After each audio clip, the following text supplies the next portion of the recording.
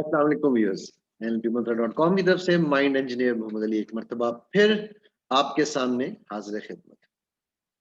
और आज हम अपनी तफसीर सीरीज की एपिसोड नंबर 3 में यानी कि सूरह बकरा को के ऊपर जो हमने पहली 10 आयात की थी पिछली दफा, अब हम इंशाल्लाह उसी के ऊपर मजीद आगे चलेंगे और अगली 10 आयात को इंशाल्लाह और अगर ज्यादा जरूरत पड़ी तो शायद हम थोड़ा सा ज्यादा भी से कर लें। टाइम के हिसाब से मैंने आपसे वादा किया था कि कोशिश किया करूंगा कि 15 से 20 मिनट आपके मैं लूँ, ताकि जो है वो आप उसको बाद में भी जब देखना चाहें तो आपको मजा आए। तो मैं जिस तरह हमेशा बताता होता हूँ शुरू करने से पहले, मैं खुद कोई तर्जुमा तफसीर अपना कुछ नहीं कर रहा, ये एहसनुल बयान है इस किताब का नाम, जो कि दारुस्सलाम पब्लिकेशंस की किताब है। इसी में से मैं तफसीर जो है वो हाफिज सलाहुद्दीन यूसुफ की और तर्जुमा मौलाना मोहम्मद जूनागढ़ी का, तो इसमें से मैं आपको इंशाल्लाह पढ़ के सुना रहा हूँ। अब हम करेंगे आयत नंबर 11। और जब इनसे कहा जाता है कि जमीन में फिसाद ना करो तो जवाब देते हैं हम तो सिर्फ इस्लाह करने वाले हैं। आयत नंबर 12। खबरदार हो जाओ, यकीनन यही लोग फिसाद करने वाले हैं लेकिन उन्हें शऊर नहीं। फिसाद सुलह की जिद है। कुफ्र व मासियत से जमीन में फिसाद फैलता है और इताअत इलाही से अमन व सुकून मिलता है। हर दौर के मुनाफिकीन का किरदार यही रहा है कि वो फैलाते वो फसाद हैं, इशाअत व मुनकरात की करते हैं, इशाअत वो मुनकरात की करते हैं और पामाल हदूद इलाही को करते हैं और समझते या दावा ये करते हैं कि वो इस्लाह और तरक्की के लिए कोशां हैं। ये आयत मैं ये अपनी तरफ से थोड़ा सा ऐड करूंगा कि ये आयत आज के तनाजुल में भी अगर आप देखें, कॉपी पेस्ट सोचिएगा जरा। आयत नंबर 13 की तरफ चलते हैं। और जब इनसे कहा जाता है कि और लोगों सहाबा की तरह तुम भी ईमान ले आओ तो जवाब देते हैं कि क्या हम ऐसा ईमान लाएं जैसा बेवकूफ लाए हैं। खबरदार हो जाओ, यकीनन यही बेवकूफ हैं लेकिन जानते नहीं। इन मुनाफिकीन ने इन सहाबा रजी अल्लाह अन्हुम को बेवकूफ कहा जिन्होंने अल्लाह की राह में जान और माल की किसी भी कुर्बानी से दरेग नहीं किया। और आज के मुनाफिकीन ये बावर कराते हैं कि नाउज बिल्ला सहाबा इकराम रज़ियल्लाहु अन्हुम दौलत ईमान ही से महरूम थे। अल्लाह अकबर। अल्लाह ताला ने जदीद और कदीम दोनों मुनाफिकीन की तरदीद फरमाई। फरमाया किसी आला तर मकसद के लिए दुनियावी मुफादात को कुर्बान कर देना बेवकूफ़ी नहीं, ऐन अक्लमंदी और सआदत है। सहाबा रज़ियल्लाहु अन्हुम ने इसी सआदत मंदी का सबूत मुहैया किया है। इसीलिए वो पक्के मोमिन ही नहीं बल्कि ईमान के लिए एक मयार और कसौटी हैं। अब ईमान उन्हीं का मोतबर होगा जो सहाबा कराम रज़ियल्लाहु अन्हुम ही की तरह ईमान लाएंगे। सूरह बकरा की आयत नंबर 137। अगर लोग इसी तरह ईमान लाए जिस तरह तुम ईमान लाए तो यकीनन वो राहयाब कामयाब होंगे। यकीनन यही बेवकूफ है लेकिन जानते नहीं।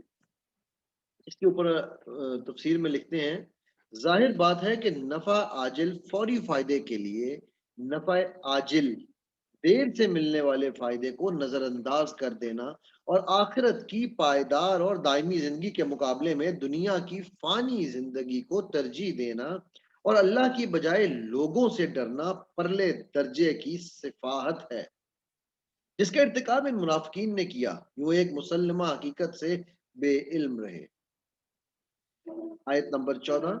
और जब ईमान वालों से मिलते हैं तो कहते हैं हम भी ईमान वाले हैं, और जब अपने बड़ों के पास जाते हैं तो कहते हैं कि हम तो तुम्हारे साथ हैं, लेकिन सिर्फ उनसे इस्तहजा करते हैं, यानी कि ठट्ठा करते हैं, यानी कि मजाक करते हैं। शयातीन से मुराद सरदारान कुरैश और यहूद हैं जिनके ईमा पर वो इस्लाम और मुसलमानों के खिलाफ साजिशें करते थे, या मुनाफिकीन के अपने सरदार।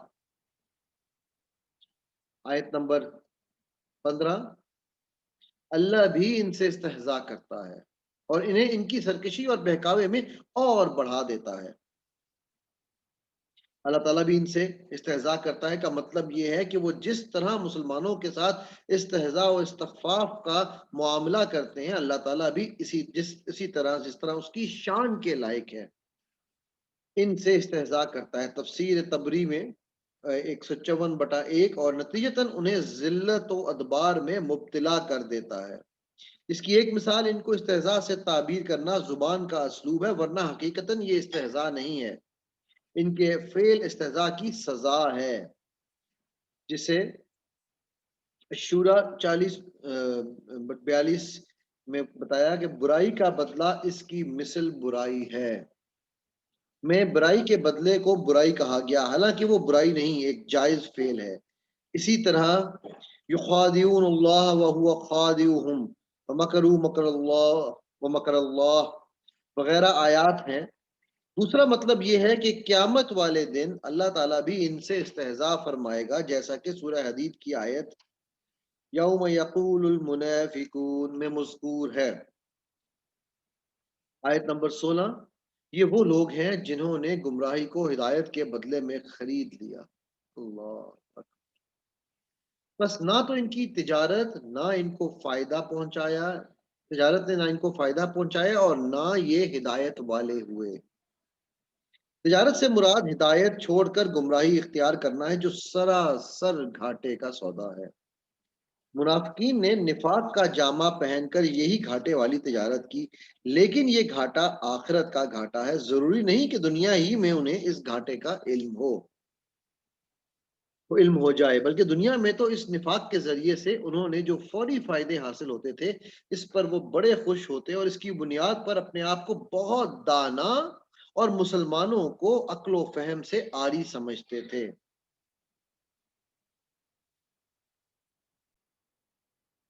آیت نمبر 17، ان کی مثال اس شخص کی سی ہے جس نے آگ جلائی، بس آس پاس کی چیزیں روشنی میں آئی ہی تھیں کہ اللہ نے اس کے نور کو لے گیا اور انہیں اندھیرے میں چھوڑ دیا جو نہیں دیکھتے۔ حضرت عبداللہ بن مسعود رضی اللہ فرماتے ہیں اور دیگر صحابہ رضی اللہ عنہم نے اس کا مطلب یہ بیان فرمایا، نبی صلی اللہ علیہ وسلم جب مدینہ تشریف لائے تو کچھ لوگ مسلمان ہو گئے، لیکن پھر جلد ہی منافق ہو گئے۔ ان کی مثال اس شخص کی سی ہے جو اندھیرے میں تھا، اس نے روشنی جلائی جس سے اس کا ماحول روشن ہو گیا اور وہ مفید اور نقصان دہ چیزیں اس پر واضح ہو گئیں۔ دفعتاً وہ روشنی بجھ گئی اور وہ حسب سابق تاریکیوں میں گر گیا۔ یہی حال منافقین کا تھا، پہلے وہ شرک کی تاریکی میں تھے، مسلمان ہوئے تو روشنی میں آ گئے، حلال و حرام اور خیر و شر کو پہچان گئے، پھر وہ دوبارہ کفر و نفاق کی طرف لوٹ گئے تو ساری روشنی جاتی رہی۔ فتح القدیر کی یہ روایت ہے۔ آیت نمبر 18 میری بڑی فیوریٹ آیت ہے یہ قرآن کی، سمن بکمن امیون فہم لا یرجعون، بہرے، گونگے، اندھے، بس وہ نہیں لوٹتے۔ آیت نمبر 19، یا آسمانی برسات کی طرح جس میں اندھیریاں اور گرج ہو اور بجلی ہو، موت سے ڈر کر کڑاکے کی وجہ سے اپنی انگلیاں اپنے کانوں میں ڈال لیتے ہیں اور اللہ کافروں کو گھیرنے والا ہے۔ آیت نمبر 20، قریب ہے کہ بجلی ان کی آنکھیں اچک لے، جب ان کے لیے روشنی کرتی ہے تو اس میں چلتے پھرتے ہیں اور جب ان پر اندھیرا کرتی ہے تو کھڑے ہو جاتے ہیں، اور اگر اللہ چاہے تو ان کے کانوں اور آنکھوں کو بیکار کر دے۔ یقیناً اللہ ہر چیز پر قدرت رکھنے والا ہے۔ یہ منافقین کے ایک دوسرے گروہ کا ذکر ہے جس پر کبھی حق واضح ہوتا ہے اور کبھی اس کی بابت وہ ریب و شک میں مبتلا ہو جاتا ہے۔ بس ان کے دل ریب و تردد میں اس بارش کی طرح ہیں جو اندھیروں، شکوک، کفر اور نفاق میں اترتی ہے۔ گرج چمک سے ان کے دل ڈر جاتے ہیں، تاکہ خوف کے مارے اپنی انگلیاں اپنے کانوں میں ٹھونس لیتے ہیں، لیکن یہ تدبیریں اور یہ خوف و دہشت انہیں اللہ کی گرفت سے نہیں بچا سکے گا، کیونکہ وہ اللہ کے گھیرے سے نہیں نکل سکتے۔ کبھی حق کی کرنیں ان پر پڑتی ہیں تو حق کی طرف جھک پڑتے ہیں، لیکن جب اسلام یا مسلمانوں پر مشکلات کا دور آتا ہے تو پھر حیران و سرگرداں کھڑے ہو جاتے ہیں۔ ابن کثیر: منافقین کا یہ گروہ آخر وقت تک تذبذب اور گو مگو کا شکار اور قبول حق یعنی اسلام سے محروم رہتا ہے۔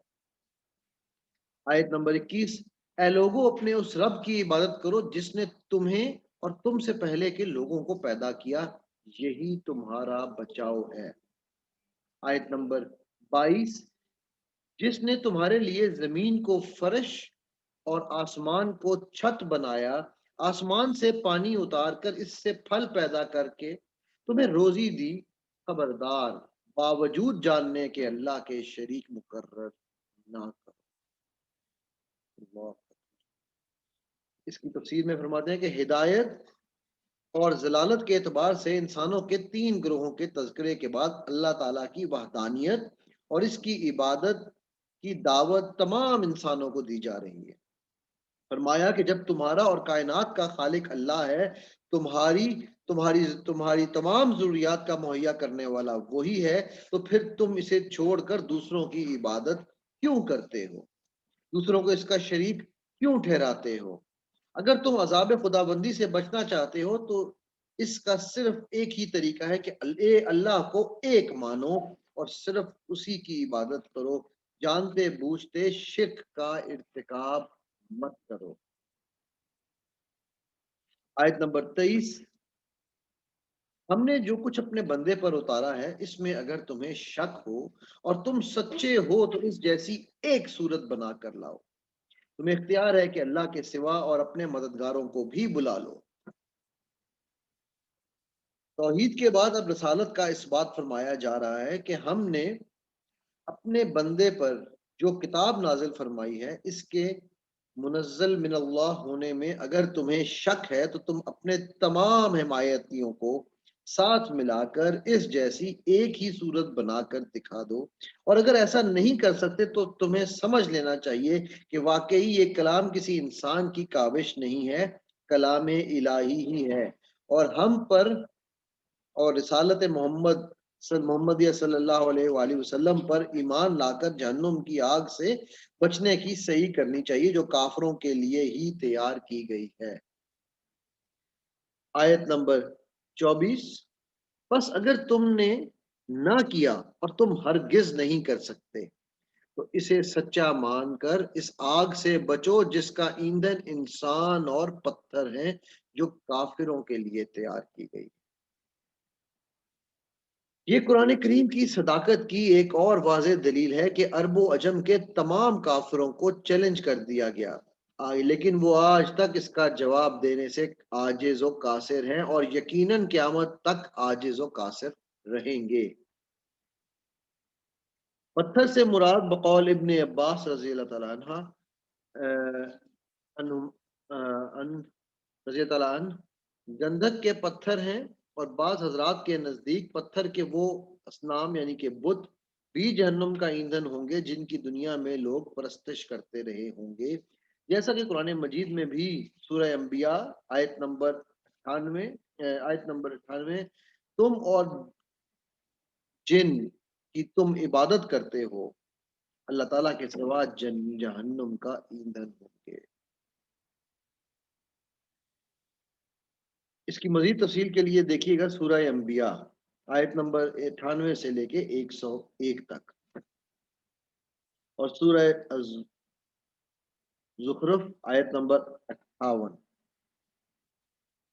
ہم انشاءاللہ جب وہاں پہنچیں گے تو ہم اس کو ڈسکس کریں گے۔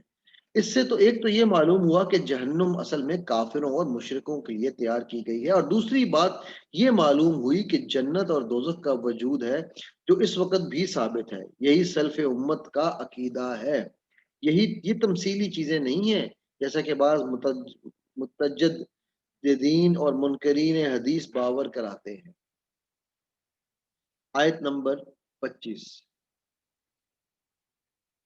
اور ایمان والوں اور نیک عمل کرنے والوں کو ان جنتوں کی خوشخبریاں دے دو جن کے نیچے نہریں بہ رہی ہیں، جب کبھی وہ پھلوں کا رزق دیے جائیں گے اور ہم شکل لائے جائیں گے تو کہیں گے یہ وہی ہے جو ہمیں اس سے پہلے دیے گئے تھے، اور ان کے لیے بیویاں بھی ہیں صاف ستھری، اور وہ ان جنتوں میں ہمیشہ رہنے والے ہیں۔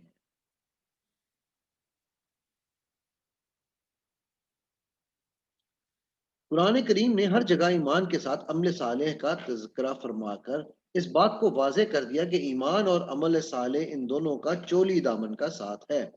عمل صالح کے بغیر ایمان ثمر آور نہیں، اور ایمان کے بغیر اعمال خیر کی عند اللہ اخروی لحاظ سے کوئی اہمیت نہیں۔ اور عمل صالح کیا ہے؟ جو سنت کے مطابق ہو اور خالص رضا الہی کی نیت سے کیا جائے۔ خلاف سنت عمل بھی نامقبول، اور نمود و نمائش اور ریاکاری کے لیے کیے گئے عمل بھی مردود و مطرود۔ متشابہہ کا مطلب یا تو جنت کے تمام میووں کا آپس میں ہم شکل ہونا ہے، یا دنیا کے میووں کے ہم شکل ہونا ہے۔ تاہم یہ مشابہت وہ صرف شکل یا نام کی حد تک ہوگی، ورنہ جنت کے میووں کے مزے اور ذائقے سے دنیا کے میووں کو کوئی نسبت ہی نہیں۔ جنت کی نعمتوں کی بابت حدیث میں ہے، صحیح بخاری کی حدیث نمبر 47804779، نہ کسی آنکھ نے انہیں دیکھا، نہ کسی کان نے انہیں سنا، اور دیکھنا سننا تو کجا کسی انسان کے دل میں ان کا گمان بھی نہ گزرا۔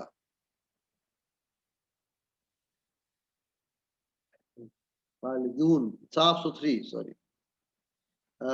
صاف ستھری جنت یعنی حیض و نفاس اور دیگر آلائشوں سے پاک ہوں گی، یعنی کہ ان کی یہ بیویوں کے بارے میں بات ہو رہی ہے۔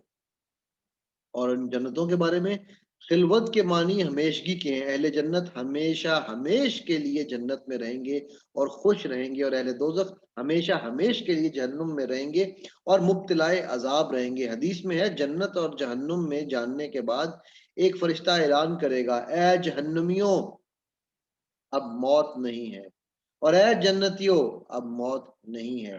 جو فریق جس حالت میں ہے اسی حالت میں رہے گا۔ صحیح بخاری کی حدیث نمبر 6544 اور صحیح مسلم کی حدیث نمبر 2850-42۔ اور آج کی آخری آیت کرتے ہیں، آیت نمبر 26۔ یقیناً اللہ کسی مثال کے بیان کرنے سے نہیں شرماتا، خواہ مچھر کی ہو یا اس سے بھی ہلکی چیز کی۔ ایمان والے تو اسے اپنے رب کی جانب سے صحیح سمجھتے ہیں، اور کفار کہتے ہیں کہ اس مثال سے اللہ نے کیا مراد لی۔ اسی کے ساتھ وہ بیشتر کو گمراہ کرتا اور اکثر لوگوں کو راہ راست پر لاتا ہے، اور گمراہ تو صرف فاسقوں کو ہی کرتا ہے۔ جب اللہ تعالیٰ نے دلائل قاطعہ سے قرآن کا معجزہ ہونا ثابت کر دیا، تو کفار نے ایک دوسرے طریقے سے معارضہ کر دیا۔ وہ یہ کہ اگر یہ کلام الہی ہوتا تو اتنی عظیم ذات کے نازل کردہ کلام میں چھوٹی چھوٹی چیزوں کی مثالیں نہ ہوتی۔ اللہ تعالیٰ نے اس کے جواب میں فرمایا، بات کی توضیح کی اور کسی حکمت فرمایا کہ بات کی توضیح اور کسی حکمت بالغہ کے پیش نظر تمثیلات کے بیان کرنے میں کوئی حرج نہیں، اس لیے اس میں حیا و حجاب بھی نہیں۔ فوقہا جو مچھر کے اوپر ہو، یعنی پر یا بازو مراد اس سے مچھر سے بھی حقیر تر چیز، یا فوق کے معنی اس سے بڑھ کر بھی ہو سکتے ہیں۔ اس صورت میں معنی مچھر یا اس سے بڑھ کر کسی چیز کے ہوں گے، لحاظ لفظ فوقہا میں دونوں مفہوم کی گنجائش ہے۔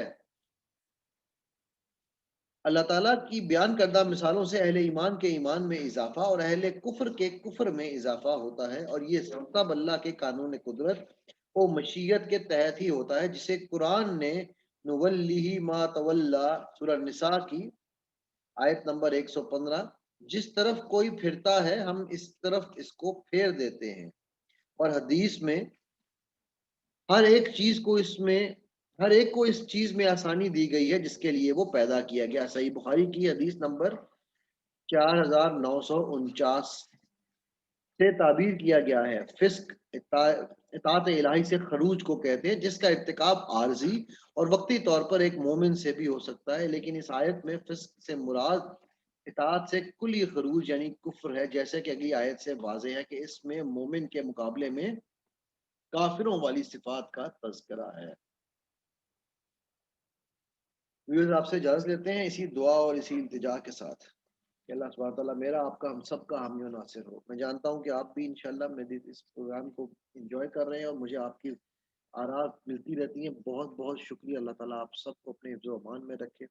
اللہ تعالیٰ مجھے آپ کو ہم سب کو نبی صلی اللہ علیہ وسلم کے ہاتھ سے حوض کوثر کا پانی پینے اور اعلیٰ ترین جنات میں ان کا ہمسایہ بن کے ان کی خدمات کرنے کا موقع عطا فرمائے۔ اللہ تعالیٰ مجھے آپ کو ہم سب کو اپنے والدین اور ہماری اولادوں کو ہمارے لیے ٹھنڈک کا باعث اور مغفرت کا باعث بنائے۔ اللہ سبحانہ تعالیٰ مجھے آپ کو ہم سب کو جو ہم نے کہا علم بانٹا جس کے لیے ہم بیٹھے اس کو قبول کرے اور اس کو ہمارے میزانوں میں لے اور ہم سب کو ایک دوسرے کے لیے گواہ کے طور پر جنت میں اکٹھے۔ اجازت لیتا ہوں ویورس، انشاءاللہ اگلی ایپیسوڈ میں مزید آیات کے ساتھ پھر آپ کے سامنے حاضر ہوں گا۔ تو ہم یاد رکھیے گا۔ السلام علیکم ورحمۃ اللہ وبرکاتہ۔